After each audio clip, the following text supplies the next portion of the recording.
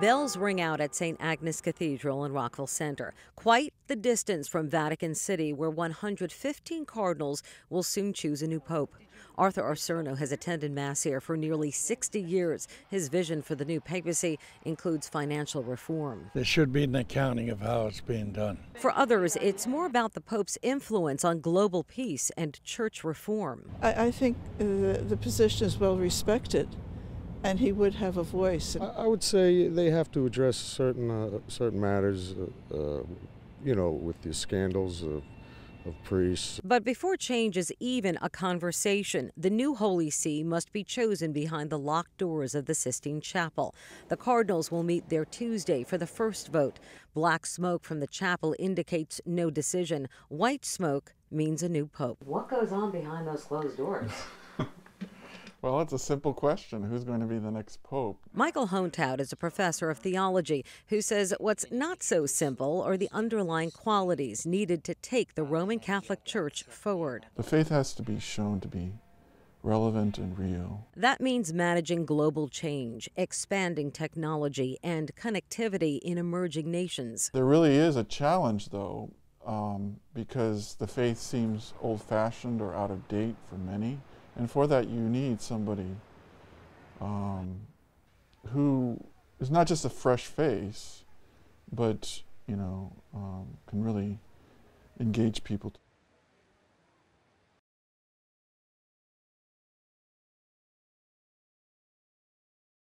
The phone's ringing off the hook. Everyone is just so excited about it. It was an extremely busy and exciting day for Linda Supa. It's going to be wonderful. Trust me on this one. A devout Catholic and a salesperson at the Advent Shop, a Catholic gift shop in Rockville Center, Supa said she was absolutely thrilled about the election of Pope Francis. I think it's going to be great for the church and just great for humanity. A few blocks away from the Advent Shop, Bishop William Murphy was also effusive in his praise for the new pope.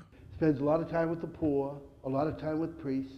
Whom Bishop Murphy said he met very briefly a few years ago in Argentina. I did meet him, but it was only to say hello to him. Bishop Murphy said from everything he knows and everything he has heard about Pope Francis, he believes the selection of the new pope was an inspired choice. I think what we have is a very wonderful priest.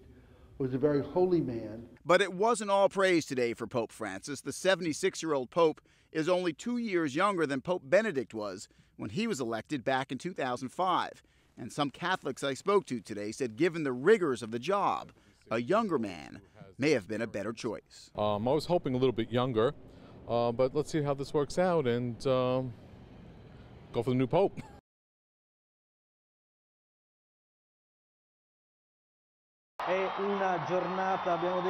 The crowd erupted in cheers when the smokestack atop the Sistine Chapel sent out plumes of white smoke, the signal that a new pope had been chosen. The bells of St. Peter's Basilica and churches across Rome rang out. Just over an hour later, the 266th Pope emerged from the balcony of St. Peter's Basilica. He is Cardinal Jorge Mario Bergoglio of Argentina, the first South American Pope and the first from outside Europe in more than a millennium. The 76-year-old pontiff shyly waved to an enthusiastic crowd in St. Peter's Square. He is taking the name Pope Francis I. Fratelli e sorelle. Brothers and sisters. Buonasera. Good evening. In his first address to the Catholic Church's 1.2 billion followers, Pope Francis asked for the blessings from the faithful as he starts his new journey. Before the bishop blesses you, I ask that you pray to the Lord so that he blesses me, so that the prayer of the people will bring down the blessing of God. Pope Francis has been known for years as a humble man who denied himself the luxuries that previous Buenos Aires cardinals enjoyed. He's a very humble person. Everybody in Argentina knows that. He doesn't use car. He used the metro, the subway. He doesn't like to be called himself Monsignor, Your Excellency, His Eminence. As Archbishop, he often rode the bus to work, cooked his own meals, and visited the slums that ring Argentina's capital. He considers social outreach to be the primary business of the Church.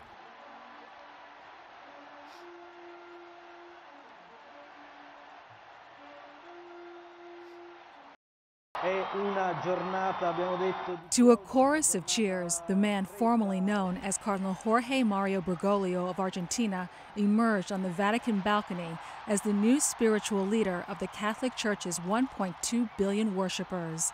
Massive crowds filled St. Peter's Square to see history made. The duty of the conclave was to appoint a bishop of Rome, and it seems to me that my brothers Cardinals have chosen one who is from far away, but here I am. Pope Francis is the first in many ways. He's the first Jesuit pope, the first pope from South America, and the first one to take the name Francis. The new pontiff did not follow tradition when greeting the 150,000 faithful packed in St. Peter's Square. Rather than bless the crowd first, he asked them to pray for him as he starts his new journey as pope. I ask that you pray to the Lord so that he blesses me, so that the prayer of the people will bring down the blessing of God.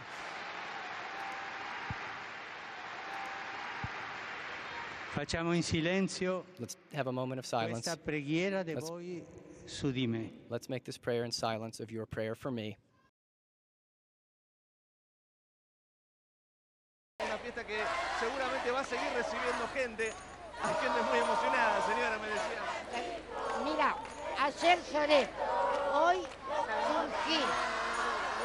Es un niño. María, Madre de Dios, ruega por nosotros pecadores, ahora y en la hora de nuestra muerte. Amén. Los pecadores, ahora y en la hora de nuestra muerte. Amén.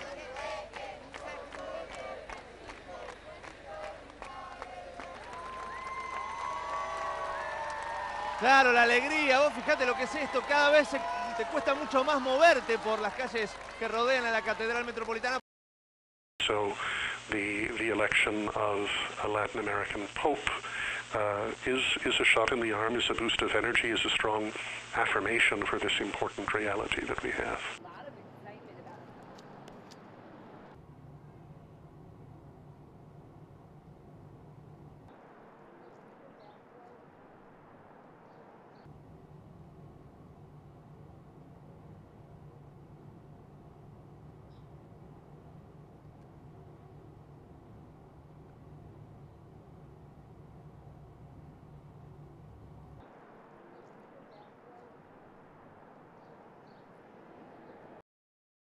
Before the bishop blesses you, I ask that you pray to the Lord so that he blesses me.